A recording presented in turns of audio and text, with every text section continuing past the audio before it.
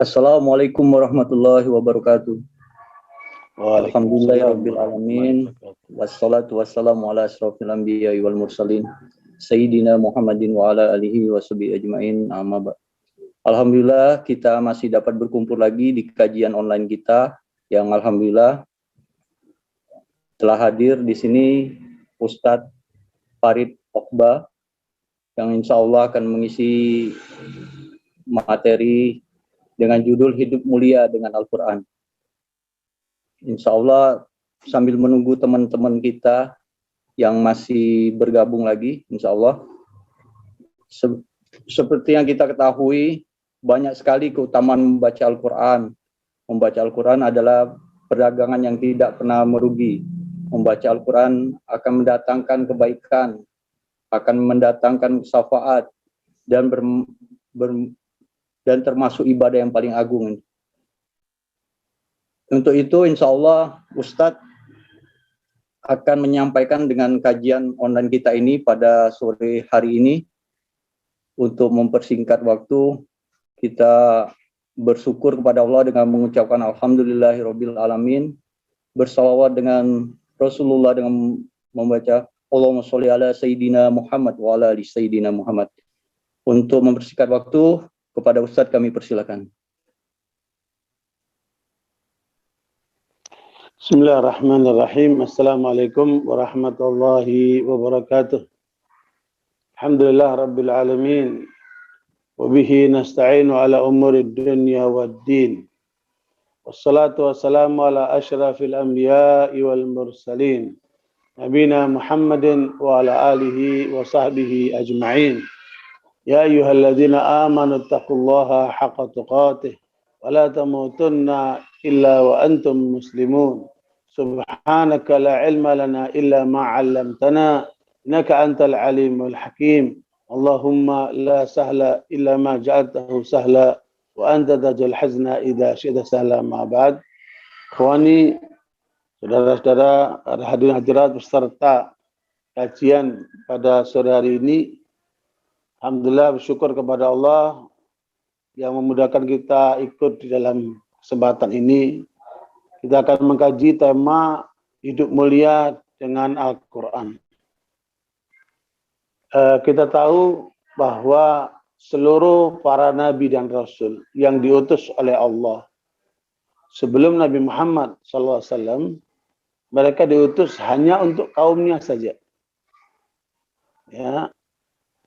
Tetapi ketika Nabi Muhammad SAW diutus oleh Allah kepada umat manusia seluruhnya, bahkan kepada manusia dan jin, ya, maka diberikan oleh Allah Al-Quran melengkapi seluruh kitab-kitab suci yang pernah dibawa oleh para nabi dan rasul sebelumnya. Maka Allah katakan, "Wa ma arsalnaka illa rahmatan lil alamin." Surah Al-Anbiya ayat 107, tidaklah kami utus engkau wahai Muhammad SAW kecuali untuk menjadi rahmat buat alam semesta.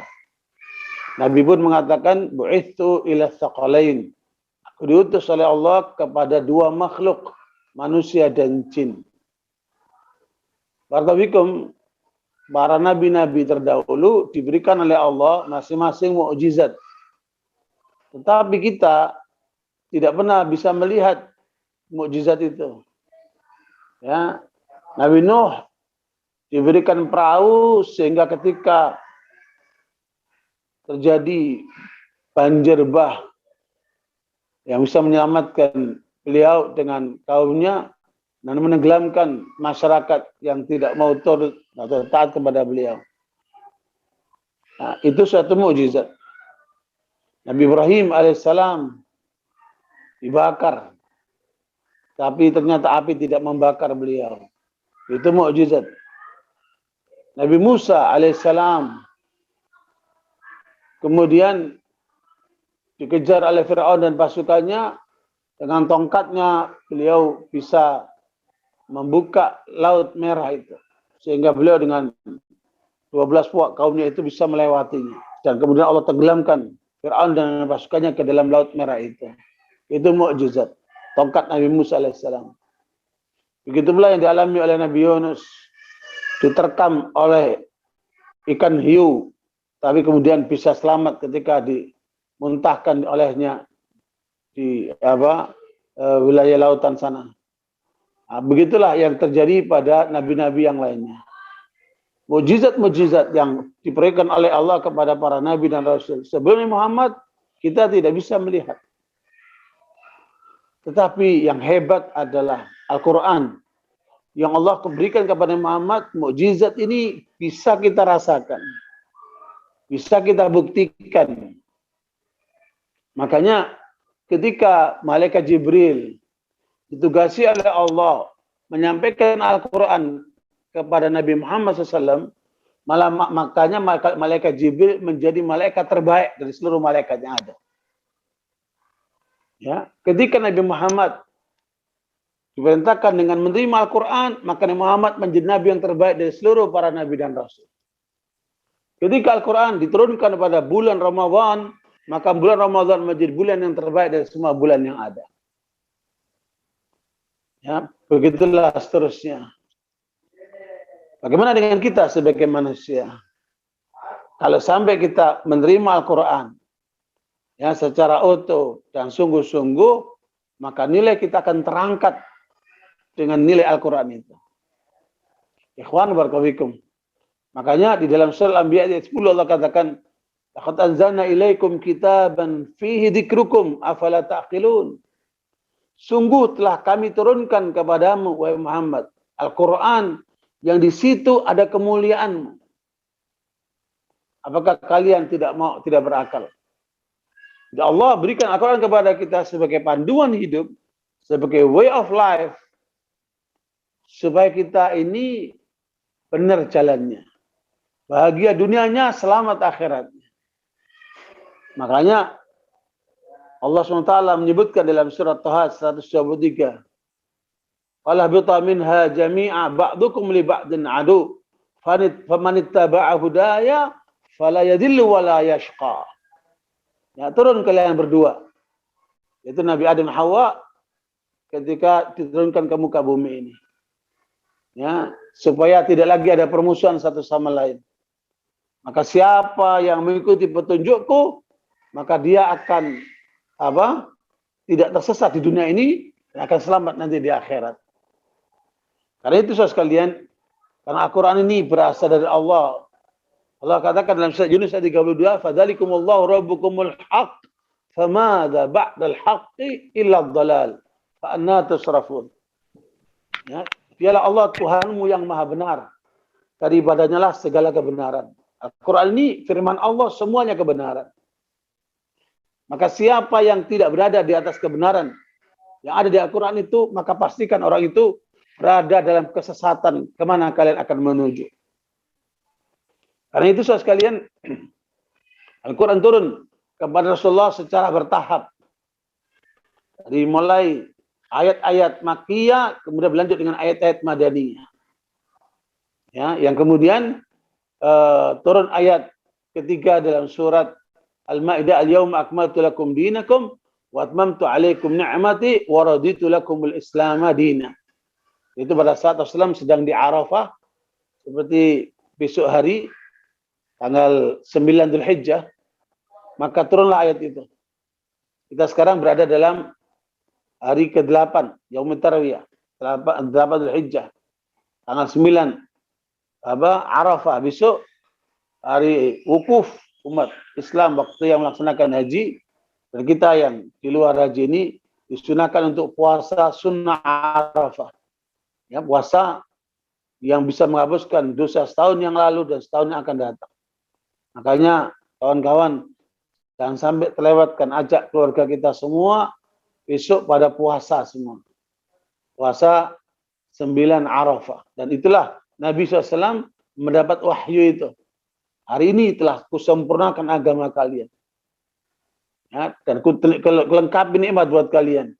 Dan aku ridhoi Islam sebagai agamamu. Maka kaum Yahudi berkomentar dalam banyak penjelasan tafsir terhadap ayat ini.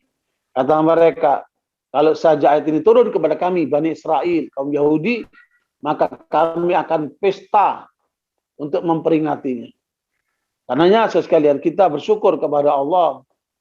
Mukjizat Al-Quran bisa kita rasakan. Ya, coba lihatlah di seluruh dunia. Mana ada kitab atau kitab yang dianggap suci oleh mereka itu, yang hafal mereka itu. Coba cek itu. Siapa yang hafal Bible? Perjanjian lama, perjanjian baru. Siapa yang hafal Weda? Siapa yang hafal kitab-kitab suci yang lain? Al-Quran, jutaan orang Islam yang hafal Al-Quran itu. Bahkan banyak anak-anak kecil yang sudah hafal Quran. Padahal jumlahnya 6.236 ayat. 114 surat, 30 juz. Ya. Luar biasa Al-Quran itu. Mukjizat yang datang dari Allah. Yang kemudian itu menjadi petunjuk bagi kita. Sehingga kemudian tinggal bagaimana kita membacanya, memahaminya, mengamalkannya, mengajarkannya, mendakwakannya, sampai berhukum dengan Al-Quran itu. Karena itu barakallahu, karena Al-Quran ini merupakan firman-firman Allah yang isinya diringkaskan oleh Allah di dalam surat Al-An'am ayat 115. Wa tammat kalimatu rabbika sidqan wa adla la mubaddila li kalimatillah. Innahu huwas samiul alim. Wa huwas samiul alim. Kata Allah dalam ayat itu, telah sempurna kalimat-kalimat Tuhan kalian yang isinya adalah kebenaran dan keadilan. Ya, tidak ada perubahan dalam kalimat-kalimat itu. Dan itulah Allah yang maha mendengar dan maha mengetahui. Karena itu barakallahu, bersyukurlah kita sebagai umat Islam yang telah diberikan Al-Quran, sehingga disitulah letak kemuliaan kita. Tahun 80-an, negeri Arab digegerkan dengan keluarnya buku yang ditulis oleh Jalalul Alim. Judul bukunya itu Istayqidu ya ayyuhal muslimun qadatul gharbi yaqulun damirul Islam abidu ahlahu. Bangkitlah, bangunlah wahai kaum muslimin. Para pemimpin barat mereka bersepakat untuk menyatakan hancurkan Islam, lumatkan para pengikutnya. Di dalam buku itu disampaikan ucapan-ucapan dari tokoh-tokoh kaum kufar yang ada di barat sana terhadap Al-Quran. Yang intinya mereka bilang, selama Al-Quran itu di tangan umat Islam, maka kita tidak akan bisa mengalahkan mereka. Karena itu jauhkan umat Islam dari Al-Quran. Makanya Raymond Lull, ya, Zuhaimer, dan tokoh-tokoh pemurtadan di dunia Islam itu, mereka dengan pengalaman yang cukup lama mencoba untuk murtadkan umat Islam, tapi mereka merasa gagal selama masih ada Al-Quran di tangan umat Islam. Karena itu barakallahu, kesadaran kita kepada Al-Quran akan sangat memperkuat posisi kita di dalam menjalankan hidup yang sekali ini, sekaligus kemudian membangun kesadaran, kekuatan umat, membangun kesejahteraan bangsa, dan menyadarkan manusia pada umumnya agar semua kembali kepada Allah Subhanahu wa taala. Barakallahu, di dalam hadis Imam Muslim, Rasulullah mengatakan, "Innallaha yarfa'u bihadzal Qur'ani aqwaman wa yad'u bihi akharin." Allah akan mengangkat satu kaum karena Al-Quran, dan Allah akan menghinakan satu kaum karena mereka jauh dari Al-Quran. Makanya di dalam surat Toha 124 sampai 126, Allah menjelaskan akibat orang yang berpaling dari Al-Quran. Wa man a'rada an dzikri fa inna lahu ma'isyatan dhanka wa nahsyuruhu yaumal qiyamati a'ma. Qala rabbi lima hasyartani a'ma wa qad kuntu basira. Qala kadzalika ayatuna fanasitaha wa kadzalika al-yauma tunsa. Ya, di dalam itu Allah katakan, barang siapa yang berpaling dari ajaran itu, maka hidupnya pasti penuh derita. Hidupnya pasti penuh dengan kegelapan. Ya. Dan nanti di akhirat mereka akan digiring dalam keadaan buta. Mereka berkata, ya Tuhan, mengapa engkau giring kami dalam keadaan buta? Padahal dulu kami di dunia itu melek melihat semuanya. Maka Allah katakan demikianlah pada saat ayat-ayat kami turun di dunia kalian berpaling daripadanya, sekarang di akhirat kalian dipalingkan dari Allah Subhanahu wa taala. Karena itu barakallahu menjadi mutlak bagi kita umat Islam dengan kandungan atau petunjuk Al-Quran agar kita ini menjadi benar. Ya, menjadi benar. Memang ada satu kejadian ketika Muhammad Abduh ya bertemu dengan Renan, penyair dari Inggris atau Perancis itu. Ya, Muhammad Abduh menyampaikan nilai-nilai Al-Quran yang begitu luar biasa, mengajarkan kejujuran, mengajarkan keadilan, mengajarkan kesabaran, mengajarkan nilai-nilai yang luar biasa. Kata Renan, di pemikir barat ini, kami tahu semua itu. Tapi tunjukkan kepada kami di mana masyarakat Muslim yang menjalankan Al-Quran itu. Maka Muhammad Abduh terdiam. Ya, terdiam. Kemudian ada kelompok orang-orang yang melakukan penelitian. Mereka berjumlah 200 ilmuwan mengumpulkan nilai-nilai Al-Quran, kemudian mereka mengecek di seluruh dunia manakah negara-negara yang dianggap sesuai dengan nilai-nilai Al-Quran itu. Maka kemudian tim itu menemukan bahwa New Zealand atau Selandia Baru dianggap nomor wahid yang menjalankan nilai-nilai Al-Quran itu. Yang kedua Swedia, negara Eropa sana. Begitu seterusnya. Indonesia masuk di angka 164 dari 200 negara yang diteliti oleh mereka. Ya, negeri-negeri Muslim di atas 100 semua.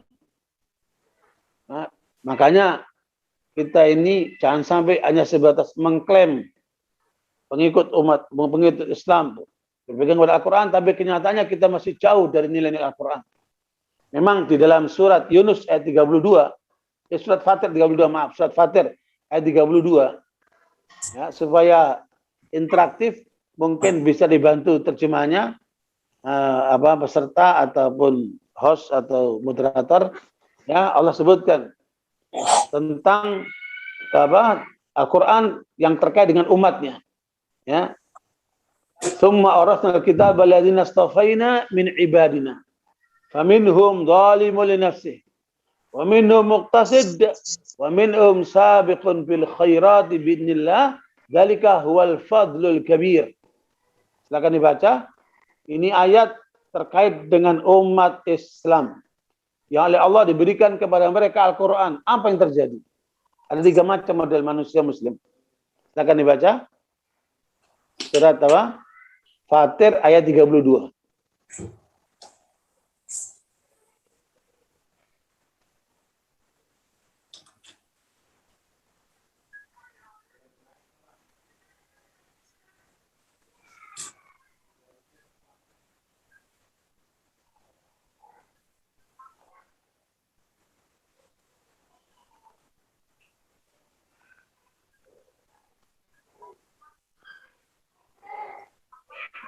Fatir 32, Ustaz.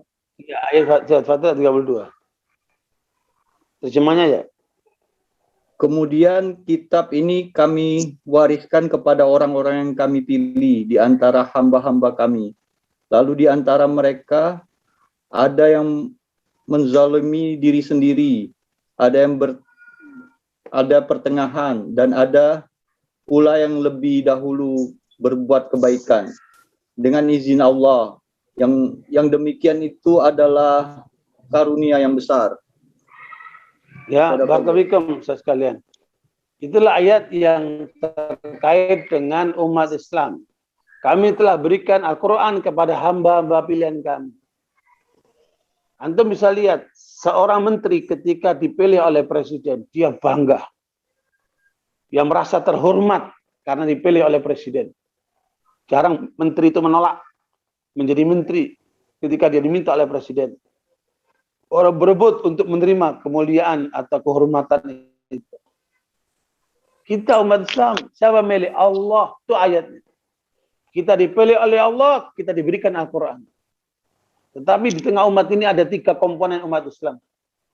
Yang pertama, dhalimu li nafsi. Orang Islam bukan baca Quran, malah Al-Qurannya nggak dibaca. Indonesia ini menurut data yang dirilis oleh Republika beberapa bulan yang lalu, ada 65% orang Islam Indonesia yang tidak bisa baca Quran. Separuh lebih. Ya, umat Islam Indonesia tidak bisa baca Quran. Menurut data itu. Miris sekali. Bagaimana akan paham? Bagaimana mau mengamalkan? Baca aja nggak bisa juga. Nah, ini hal yang harus kita lakukan ke depan, perubahan-perubahan, gerakan-gerakan dakwah, agar mendekatkan kembali umat ini kepada Al-Quran. Karena kata Imam Sufyan Ibn Uyainah, nilai seseorang Muslim, kedekatannya kepada Allah diukur dengan kedekatannya kepada Al-Quran. Ya, makanya Al-Quran ini harus kemudian menjadi dekat kepada kita. Jangan sampai seperti yang pertama ini, dhalimu li nafsi. Maksudnya apa? Perintah Allah dalam Al-Quran dia abaikan. Larangan Allah dalam Al-Quran malah dia jalankan. Tidak sedikit jumlah orang Islam yang jenis seperti ini. Perintah sholat diabaikan. Ya, perintah zakat tidak dijalankan. Perintah berbakti sama orang tua kemudian dia langgar. Perintah untuk memakan halal kemudian dia nggak jalankan. Perintah supaya jujur, ternyata banyak yang bohong. Perintah untuk tidak korupsi, ternyata banyak yang korupsi. Perintah untuk kemudian tidak minum minuman keras, ternyata banyak yang minum minuman keras. Larangan untuk jangan sampai berjudi, banyak yang berjudi. Begitulah seterusnya. Kelompok yang pertama ini orang Islam yang suka melakukan pelanggaran-pelanggaran, baik perintahnya diabaikan atau larangannya dia kerjakan. Dan ini jumlahnya tidak sedikit. Nah, kepada mereka harus kita sadarkan, kita ajak, ayo muliakan hidup kalian, apalagi dengan pandemi COVID-19, banyak yang berkelimpangan, banyak yang mati. Nanti kamu pulang ke negeri akhirat mau bawa apa? Ayo kita perbaiki diri kita. Dekatkan kita kepada Allah dengan mendekat kepada Al-Quran. Ya, para ulama itu hampir semuanya menyesal kalau ada waktu yang terbuang tidak terkait dengan Al-Quran. Ini kelompok yang pertama, orang Islam yang lalai sehingga mereka abai terhadap Al-Quran, sehingga melanggar suka kepada Al-Quran. Nah, yang kedua adalah pas-pasan. Karena dalam hidup ini kan ada 5 hal ya. Wajib, sunnah, mubah, makruh, haram. Ya, wajib harus jalankan. Sunnah pilihan. Ya. Kemudian mubah, kita makan, minum, jalan kendaraan itu semua mubah. Kemudian makruh, sesuatu yang dibenci oleh Allah. Ya, seperti makan bawang ketika akan pergi ke masjid, makruh. Dan yang kelima adalah haram. Semua yang dilarang oleh Allah SWT dan Rasulnya itu. Nah, orang yang kategori yang kedua, minhum muqtasid yang pas-pasan, dia menjalankan yang wajib, tapi dia nggak jalankan yang sunnah. Dia tinggalkan yang haram, tapi masih mau yang makruh. Ini orang yang kedua. Adapun yang ketiga, wa minhum sabiqun bil khairat binillah, orang yang bergegas dalam kebaikan-kebaikan menuju ridha Allah, itu mereka melaksanakan yang wajib ditambah yang sunnah. Mubah terbuka. Ya, tapi kemudian yang makruh ditinggalkan, apalagi yang haram. Itulah jenis yang ketiga. Nah, kita harus memposisikan bagaimana masuk kelompok yang ketiga. Dzalika wal fadlul kabir, itulah orang yang mendapat karunia Allah yang besar. Karena itu barakallahu, mari kita ajak diri kita, keluarga kita. Ya Allah ingatkan qu anfusakum ya ayyuhalladzina amanu qu anfusakum wa ahlikum nar. Ya, surat At-Tahrim ayat ke-6, wahai orang-orang beriman, ya, jagalah dirimu dan keluargamu dari api neraka. Ini suatu peringatan. Nah, Al-Quran mengajak kita menuju kepada kemuliaan hidup sampai masuk surga. Sementara memperingatkan kita dari kegagalan hidup sampai neraka itu. Makanya Al-Quran merupakan pedoman yang luar biasa terkait dengan kualitas umat dalam menyikapi Al-Quran. Sudah jelaskan Al-Quran itu. Di dalam hadis riwayat Imam Bukhari, ini terkait dengan orang-orang yang membaca Al-Quran. Ada 4 jenisnya, kata Nabi. Nah, Al-mu'min alladhi yaqra'al Qur'an kal utrujah. Orang mukmin yang membaca Al-Quran itu seperti buah utrujah. Saya mencoba mencari di mana buah utrujah itu. Kayak apa itu buah utrujah itu. Alhamdulillah, saya menemukan buah utrujah itu di daerah timur Saudi Arabia. Buahnya semacam jeruk bali gitu. Wangi, baunya, manis rasanya. Begitulah gambaran orang yang baca Al-Quran, tapi dia orang mukmin. Orang mukmin sekaligus dia baca Quran. Dan itu sunnahnya oleh Rasulullah diterangkan dalam riwayat Imam Tirmidzi, khatamkan Al-Quran 3 hari sekali. 3 hari sekali khatam Quran berarti sehari 10 juz. Masya Allah. Ya, itu tandanya orang itu imannya sudah bagus. Saya meneliti hadis-hadis Nabi sampai berapa lama dibolehkan Quran, Nabi menyebutkan 40 hari. Ya, kalau bisa jangan lewat 40 hari sudah khatam Al-Quran. Makanya kalau bisa kita siapkan waktu dalam sehari itu 1 jam ke 1 jam untuk bisa digunakan baca Al-Quran. Ya, supaya kita terus berinteraksi dengan Al-Quran. Maka gambaran orang mukmin baca Al-Quran, kata Nabi dia seperti buah utrujah. Baunya wangi, rasanya pun manis. Wal mu'min alladzi la yaqra'ul Qur'an katamar. Ya. La rihalahu. Wa ta'muhu thayyib. Adapun orang yang mukmin tapi enggak baca Quran, dia orang baik. Dia salat 5 waktu masjid. Dia mencari halal. Ya, dia baik sama keluarganya. Masya Allah. Tapi dia enggak baca Quran, maka kata Nabi orang itu seperti buah kurma. Ya, buah kurma itu manis rasanya, bergizi, tapi enggak ada baunya. Itulah gambaran orang mukmin yang tidak baca Quran. Adapun yang ketiga, al-mu'min, al-munafiq alladhi yaqra'ul karayhana. Orang munafik itu orang yang antara iman, ucapan dan perbuatannya enggak sama dia. Orang munafik itu di dalam surat At-Taubah ayat 67 diterangkan wal munafiquna wal munafiqatu ba'dhum min ba'd ya'muruna bil munkar wa yanhauna 'anil ma'ruf wa yaqbiduna aydiyahum nasallahu fa nasahum innal munafiqina humul fasiqun.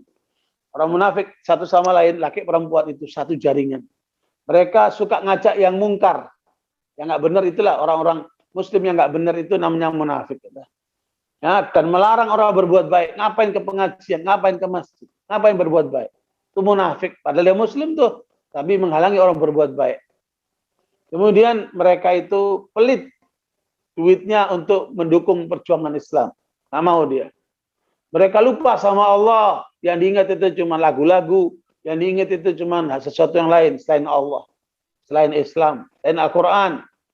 Ya, dan mereka itu suka melanggar Allah dalam kehidupannya. Makanya mulutnya jorok, lakunya nggak benar. Itulah orang-orang muslim, tapi Islamfobia, nggak suka dengan Islam. Padahal dia muslim tuh. A'udzubillahi min dzalik. Makanya orang munafik yang seperti ini, tapi suka baca Quran, maka karayhana kata Nabi, dia seperti bunga kenanga. Bunga kenanga itu baunya wangi, tapi rasanya pahit. Itulah orang munafik yang suka baca Quran. Wal munafik alladzi la yaqra'ul Quran kal hamdalah. Adapun orang munafik tapi tidak baca Quran, udah munafik, enggak baca Quran ya. Maka dia seperti buah yang baunya enggak ada tapi rasanya pahit. Kira-kira di kita seperti pare lah ini. Pare itu enggak ada baunya tapi rasanya pahit, ya. Begitulah keadaan gambaran orang-orang munafik yang tidak baca Quran. Nah, karena itu saudara sekalian, kita sebagai umat Islam diberikan Al-Quran sebagai petunjuk. Dzalikal kitabu la raiba fihi hudal lil muttaqin. Al-Quran itu tidak ada keraguan di dalamnya sebagai petunjuk bagi orang bertakwa. Makanya mari kita memposisikan diri sebagai orang bertakwa, menjalankan perintah Allah, meninggalkan larangannya, dan berpegang dengan Al-Quran agar kita mulia. Ada 3 hal yang perlu saya sampaikan di sini. Yang pertama, kesimpulan daripada Abdullah bin Mas'ud radhiyallahu anhu, sahabat Nabi yang ahli Quran ini. Dan Nabi merekomendir kita belajar Al-Quran dari Ibnu Mas'ud ini. Ya, khudul Qur'ana min Ummi Abad ghaddan tariya. Ambil Al-Quran dari Ibnu Mas'ud ini ya, dengan segar. Kata Ibnu Mas'ud, menurut saya, setelah mendalami Al-Quran, kesimpulan Al-Quran itu ada pada satu ayat dalam surat An-Nahl ayat 90. Ya, tolong antum ingat-ingat itu. Ya, surat An-Nahl ayat 90, ayat inilah yang paling banyak dibacakan oleh khotib-khotib Jumat. Innallaha ya'muru bil adli wal ihsan wa ita'idil qurbah wa yanha 'anil fahsya'i wal munkari wal baghi ya'idukum la'allakum tadhakkarun. Ya, coba dibaca itu terjemahnya. Itulah isi kandungan Al-Quran menurut Ibnu Mas'ud radhiyallahu anhu. Silakan dibaca surat An-Nahl ayat 90.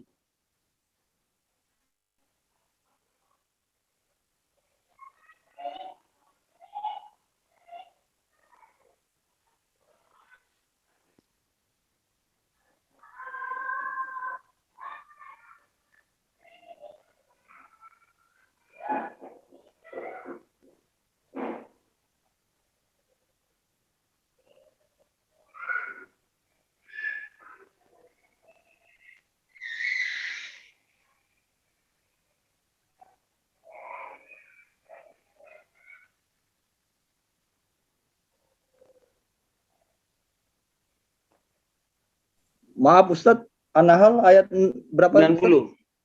Ayat 90.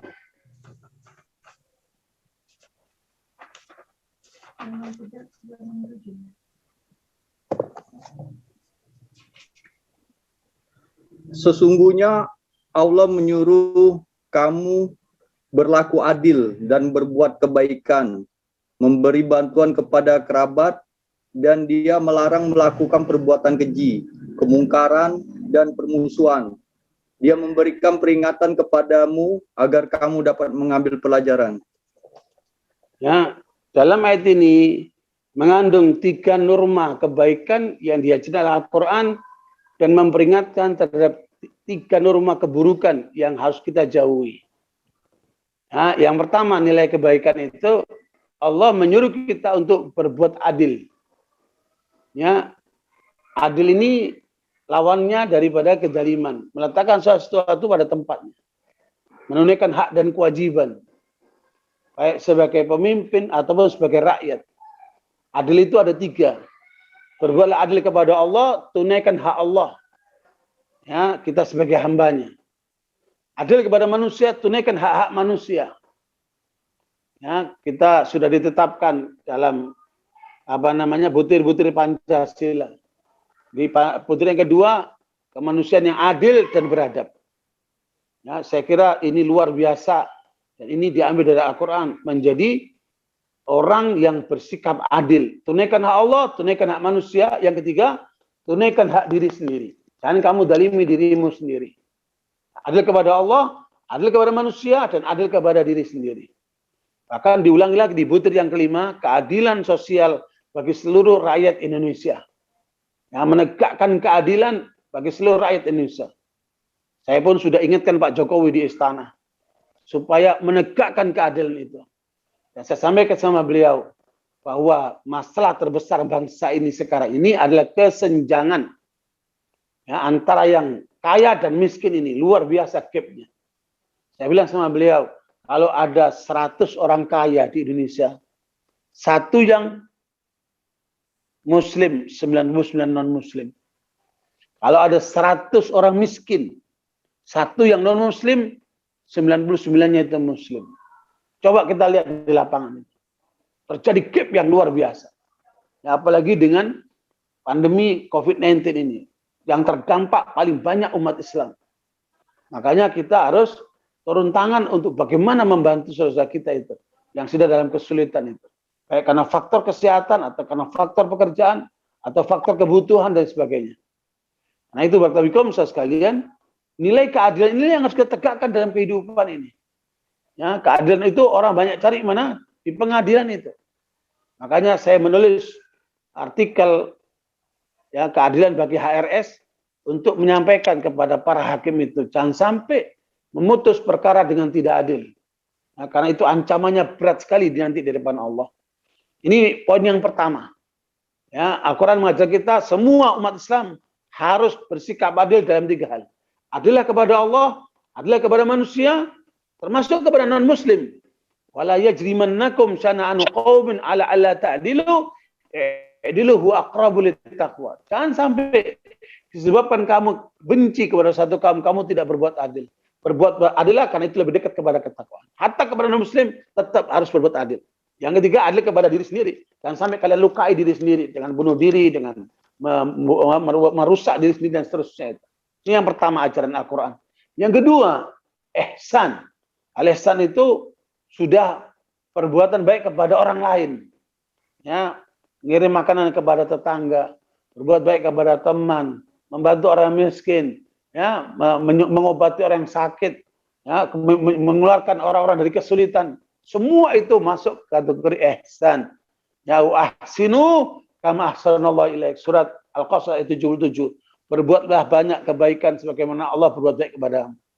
Dan Allah ingatkan dalam surat Al-A'raf ayat 56, ya, inna rahmatallahi qaribun minal muhsinin. Rahmat Allah itu dekat kepada orang-orang yang berbuat kebaikan-kebaikan. Jadi kita orang Islam dianjurkan, diperintahkan, bukan dianjurkan, diperintahkan untuk terus berbuat baik. Yang ketiga apa? Wa ita'idil qurba. Bangun keluargamu, satukan keluargamu, ya, utuhkan rumah tanggamu, utuhkan familimu. Ya, berbuat baiklah kepada keluargamu. Makanya ketika turun ayat ke-92 surat Ali Imran, lan tanalul birra hatta tunfiqu mimma tuhibbun, tidak akan kamu mendapatkan kebaikan sampai kamu infakkan apa yang kamu paling cintai. Kamu cintai. Maka datanglah Abu Talha ke Rasulullah SAW mengatakan, ya Rasulullah, dari sekian banyak hartaku, harta yang paling berharga itu adalah Bayruha, kebun Bayruha ini. Silakan disalurkan di jalan Allah, wahai Rasulullah. Kata Nabi, beruntunglah engkau Abu Talha, ya, yang telah menjalankan ayat ini. Saya sarankan hartamu yang berharga ini kamu bagi buat keluarga dekatmu, buat familimu. Karena ada dua pahala. Pahala kebaikan dan pahala kekerabatan. Makanya jangan lupa perhatikan keluarga kita, famili kita. Di antara mereka ada orang yang susah, yang nggak mampu, bantu mereka itu. Bangun silaturahmi dengan keluarga itu, karena itu merupakan perintah Al-Quran. 3 poin itu kalau kita jalankan beres umat Islam ini. Kemudian 3 lain yang diperingatkan, wa yanha 'anil fahsya'i. Fahsya itu semua yang buruk, baik ucapan maupun perbuatan. Ya, fahsya itu lebih terkait dengan laki dan perempuan. Perselingkuhan, perzinahan, itu masuk kategori fahsya. Ya. Kemudian yang kedua adalah mungkar, semua yang buruk menurut agama dan akal. Mungkar itu semua yang buruk menurut agama dan akal.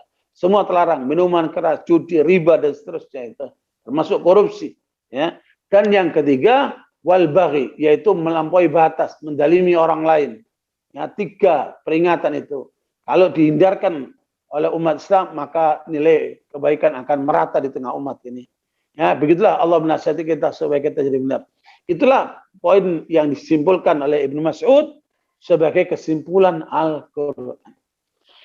Sementara menurut Imam Ghazali, yang beliau ini mendalami Al-Quran berpuluh-puluh tahun, Imam Ghazali ini, beliau menyimpulkan Al-Quran itu kesimpulannya ada di 1 ayat di surat Az-Zumar ayat 22. Silakan lihat surat Az-Zumar ayat 22. Afaman syarahallahu sadrahu lil islami wa huwa ala nurin min rabbih fawailul lil qasiyati qulubuhum min dzikrillah ulaika fi dhalalim mubin. Silakan dibaca surat Az-Zumar ayat 22. Inilah menurut Imam Ghazali kesimpulan dari Al-Quran.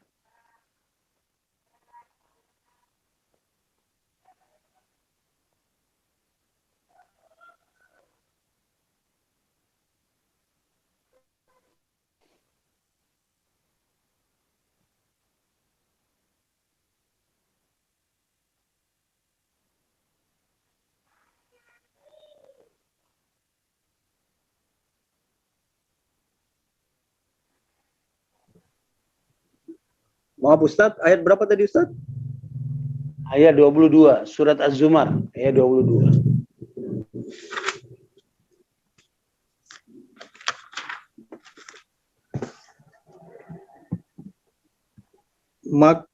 Maka apakah orang-orang yang dibukakan hatinya oleh Allah untuk menerima agama Islam, lalu dia mendapatkan cahaya dari Tuhannya, sama dengan orang-orang yang hatinya membatu? Maka celakalah mereka yang hatinya telah membatu untuk mengingat Allah. mereka itu dalam kesesatan yang nyata. Ya, betapa beruntungnya orang Islam yang telah menerima Islam di dadanya, menjadi Muslim dia. Kemudian dia cahayai dengan Al-Quran. Sehingga dia dekat dengan Al-Quran, dia dalami Al-Quran, dia baca, dia pahami, dia amalkan, dia dakwahkan, diajarkan sama orang lain. Khairukum man ta'allama al-Qur'ana wa 'allama. Kata Nabi Muhammad, sebagaimana Bukhari, sebaik kalian yang belajar Al-Quran dan mengajarkan Al-Quran. Dia luar biasa. Nah itu, makanya betapa beruntungnya orang seperti ini. Maka celaka orang yang mengeras kalbunya sehingga tidak menerima Islam, tidak mau lagi berhubungan dengan Al-Quran. Maka orang seperti itu berada dalam kesesatan yang nyata. Nah, beginilah rusaknya banyak orang ketika dia menjauhi Islam dan dia jauh dari Al-Quran. Ini kesimpulan Imam Ghazali. Adapun kesimpulan Farid Uqbah, ya, saya sendiri buat kesimpulan. Isi Al-Quran itu ada pada surat Al-Ma'idah ayat 16. Surat Al-Ma'idah ayat 16, itulah isi daripada kesimpulan isi Al-Quran. Ya. Di ayat yang sebelumnya itu, qad ja'akum minallahi nurun wa kitabun mubin yahdi bihillahu man ittaba'a ridwanahu subulas salam wa yukhrijuhum minadh dhulumati ilan nuri bi'idhnihi wa yahdihim ila siratim mustaqim. Ya. Silakan lihat surat Al-Ma'idah ayat yang ke-16.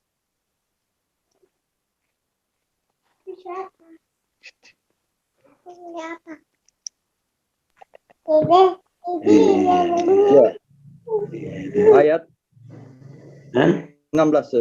Ayat ke-16. Dengan kitab itulah Allah memberikan petunjuk kepada orang yang mengikuti keriduannya ke jalan keselamatan, dan dengan kitab itu pula Allah mengeluarkan orang itu dari gelap gulita kepada cahaya dengan izinnya dan menunjukkan ke jalan yang lurus. Bahaya. Ya, barakallahu fikum. Jadi saudara sekalian, ada 4 hal yang disebutkan dalam ayat ke-16 surat Al-Maidah, panduan. Yang pertama, Al-Quran mengajarkan kita carilah ridha Allah. Hidup ini harus kita cari ridha Allah. Qul inna salati wa nusuki wa mahyaya wa mamati lillahi rabbil alamin. 162 surat Al-An'am. Katakan salatku, ibadah kurbanku, mati dan hidupku untuk Allah. Ya, kalau kita dapat ridha Allah, beres urusan hidup ini. Ya, yang kedua, subulas salam. Ya, walladzina jahadu fina lanahdiyannahum subulana wa innallaha lama'al muhsinin. Ya, siapa yang berjuang di jalanku, maka Allah akan berikan jalan-jalan kedamaian. Ya, inilah jalan kedamaian. Ya, bentuknya adalah amal-amal soleh. Ya, amal-amal soleh. Saya sebutkan hadis Nabi, menarik sekali untuk kita semuanya. Sab'atun yajri lil abri ajruhunna wa huwa fi qabri ba'da mauti. Ada 7 amalan yang kalau dikerjakan oleh seorang hamba, maka amalnya mengalir meskipun dia sudah meninggal dalam kuburannya. Apa saja 7 amalan itu? Yang pertama man 'allama ilma, orang yang mengajarkan ilmu. Terus ajarkan ilmumu kepada orang lain, pinterkan manusia ini. Yang kedua, au ajra nahra, atau menyalurkan irigasi air. Ya, buat tetangga, buat masyarakat, bikinlah irigasi air. Seperti dilakukan oleh para wali songo dulu. Yang ketiga, au hafara bi'ra, atau menggali sumur untuk menyalurkan air buat masyarakat yang kesulitan air itu. Ya, di daerah-daerah tertentu yang kering butuh artesis, bikinlah air untuk mereka, bikin sumur untuk mereka. Yang keempat, au zara'a nakhla, atau menanam pohon yang berbuah, buahnya disalurkan kepada masyarakat. Ya, menanam pohon yang berbuah, buahnya disalurkan kepada masyarakat, sehingga manfaatnya meluas. Au bana masjidah, yang kelima membangun masjid buat tempat ibadah orang-orang yang membutuhkan itu. Yang kelima, yang keenam, au warasa mushafa, atau membagi mushaf supaya orang belajar Al-Qur'an, ya. Yang ketujuh adalah au taraka waladan yad'ula, atau dia meninggalkan anak yang soleh yang mendoakan kedua orang tuanya.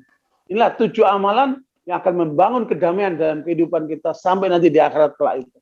Barakallahu fikum. Yang kedua, yang ketiga, ayat itu mengatakan wa yukhrijuhum minadh-dhulumati ilan nur. Keluarkan manusia dari kegelapan kepada terang benderang. Ajak manusia kepada Islam. Suarakan Islam kepada masyarakat di Papua sana supaya mereka kembali kepada jalan Allah. Alhamdulillah, saya juga banyak berdakwah di Papua dan juga pernah dakwah di Australia Dan alhamdulillah banyak mereka yang kemudian masuk Islam, yang kita bimbing, sehingga kemudian mereka menemukan jati dirinya sebagai manusia, sebagai hamba Allah SWT. Kemudian yang keempat, dalam ayat itu, wa yadihim ila siratal mustaqim, dan akan memberikan petunjuk kepada manusia, kepada jalan yang lurus, yang dimana itulah akan menghantarkan kebahagiaan dunia sampai akhirat, dengan dua hal, dengan ilmu dan amal. Ya, semoga penjelasan saya pada sore hari ini menjadikan kita paham dan semangat untuk hidup mulia dengan Al-Quran, sehingga semua kita menjadi duta-duta Islam untuk kemudian menjadikan Islam itu nyata dalam kehidupan kita. Bagaimana Aisyah anha mengatakan tentang Rasulullah, karena khuluqul Quran, Rasulullah itu akhlaknya adalah Al-Quran. Barakallahu, kalau ada tanya jawab dipersilakan. Wa jazakumullah khair. Masya Allah, jazakumullah Ustadz. Ya, bagi saudara-saudaraku mungkin yang mau bertanya, kami persilakan. Kita kasih waktu sekitar 5 menit, ini ada waktu masih. Kepada saudara-saudaraku, ayahanda yang mau bertanya, langsung atau bisa lewat chat, nanti kita bacakan.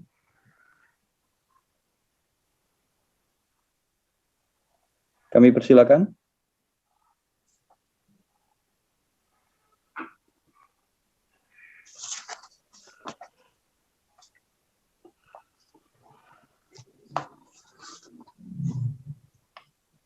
Gimana?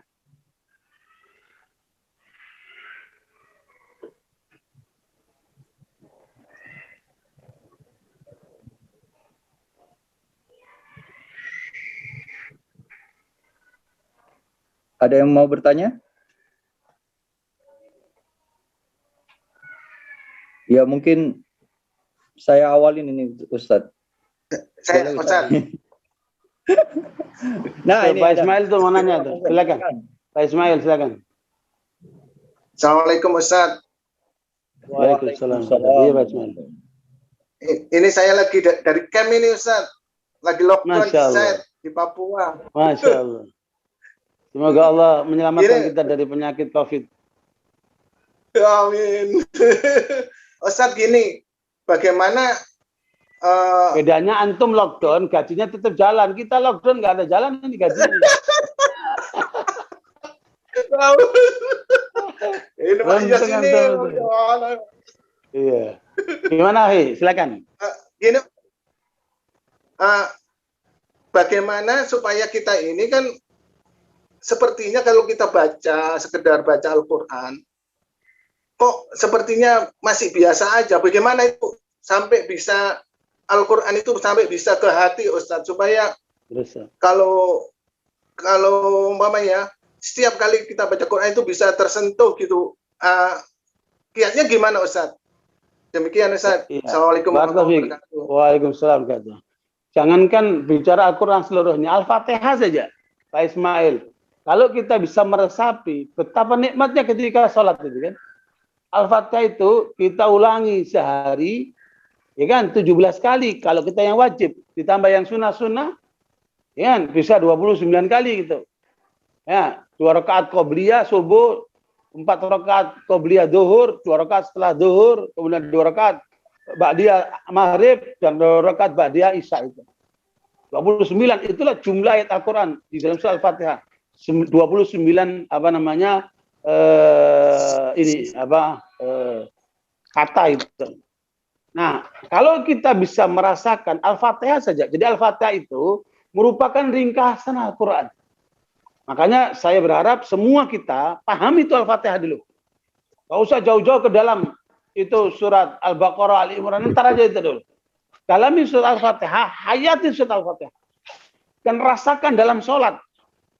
Dan insya Allah itu akan kita merasakan betapa nikmatnya kandungan-kandungan dari surat Al-Fatihah itu. Bayangkan Ar-Rahman, rahmat Allah yang diberikan kepada seluruh makhluknya. Bisa terbayang itu. Ya, lihat tuh orang sakit, Allah berikan rahmat. Lihat tuh orang sehat, lihat tuh binatang, semua dikasih rahmat sama Allah. Tapi Ar-Rahim, rahmat yang hanya diberikan oleh Allah kepada orang yang beriman. Bukan cuma dunia, sampai di akhirat sana. Rasulullah mengatakan Allah menciptakan 100 rahmat. Satu rahmat diturunkan di dunia, diperbuatkan oleh seluruh makhluk.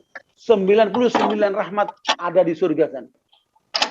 Makanya ada ibu-ibu nanya sama saya, Pak Ustadz, nanti di surga bapak-bapak dapat bidadari, ibu-ibu dapat apa Pak Ustadz? Nah saya bilang begini, lah ibu nggak kepingin ketemu sama suaminya di surga. Enggak Pak Ustadz, cukup di dunia saja. Ibu ini kecewa sama suaminya sih kan. Makanya jangan sampai begini nih. Makanya rahmat yang di dunia akan rahmat yang di akhirat. Apalagi istri kita sendiri kan. Rahmatlah dia. Perlu kasih sayang sama dia. Luar biasa itu pengorbanannya buat kita kan. Nah karena itu barakallahu dalami surat Al-Fatihah dulu. Kalau mau mendalami lebih dalam. Karena Al-Fatihah itu udah lautan. Saya pernah menjelaskan, iya kana budu saja. Iya kana budu. Wa iya kana stain. Ya. Dalam satu kajian di Radio Dakta hampir 4 tahun. Lalu penjelasan iya kana budu, wa iya kana stain. Karena iya kana budu ini berarti urusan dunia. Iya kana stain berarti kita minta pertolongan untuk urusan akhirat. Dua ini saja dahsyat. Makanya saya sarankan kepada Ismail dan kita semuanya, kalau mau mendalami Al-Quran, mulai dulu dalam surat Al-Fatihah. Insya Allah, Allah bukakan jalan kepada surat-surat yang lainnya. Insya Allah akan terasa nikmat sekali. Ya, apalagi nanti sampai hafal, sampai dihayati, didalami. Wah, luar biasa. Makanya siapkan waktu kita kepada Al-Quran sesuai dengan potensi yang kita miliki, kesempatan yang kita miliki. Sebesar apa perhatian dari Al-Quran, seperti itulah Al-Quran akan memberikan manfaatnya kepada kita. Wallahu a'lam bishawab. Terima.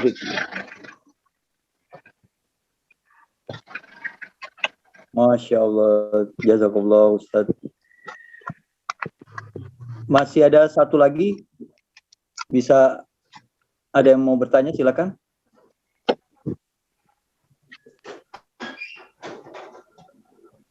Pak Muhammad. Itu Gusmus mau nambah kali itu. Ada Gusmus itu mau nambah kali dia. Allah barik, silakan.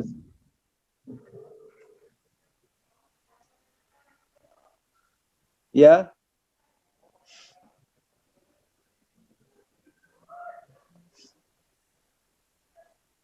Ada yang lain?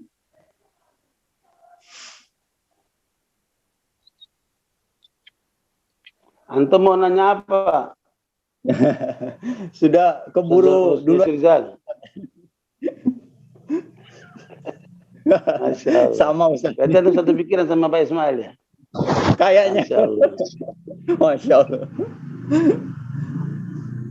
Alhamdulillah. Ya, kalau saja kita paham pembahasan tadi itu udah luar biasa itu, Masya Allah. Insya Allah, Insya Allah. Ya. Mungkin ada tema berikutnya, itu indahnya dengan Al-Quran. Indahnya hidup dengan Al-Quran. Nanti ke depan indahnya perlu kita bahas. Insya Allah. Nah, selama ini kan indahnya kita sama istri ya. Iya, ya. Indahnya kita dengan taman, kan? Coba kita lihat indahnya hidup dengan Al-Quran. Luar biasa. Insya Allah, Ustaz. Baik, kita cukupkan aja, Ustaz ya. Insya Allah sudah mau mendekatin maghrib. Iya. Dan teman-teman kita yang di Papua sudah insya Allah mau masuk waktu Isya ini, Ustaz. Udah Isya. Tapi kan nggak bisa ke masjid. Tapi mereka lockdown di masjid semua. Di rumah semua. Sudah masuk Isya ya. Masya Allah. Iya, semua Ustaz. Lagi sehat ya. Ya, sehat Pak Ismail. Cuman Isyanya di sana, makannya ikan. Anak dari ujung paling ujung Sumatera, Ustaz. Dari Aceh, Ustaz. Masya Allah. Masya Allah. Masya Allah. Ini sini masih.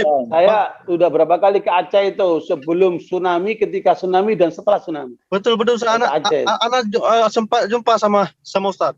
Jumpa Ustaz waktu di Masjid Oman, Masjid Baitul Makmur Oman di Banda Aceh. Allahu Akbar. Masya Allah. Masya Allah. Nikmat kita punya saudara di mana-mana ini kan. Luar biasa, dari Aceh sampai Irian, luar biasa. Masya Allah. Luar biasa. Terima kasih atas undangannya, perhatiannya.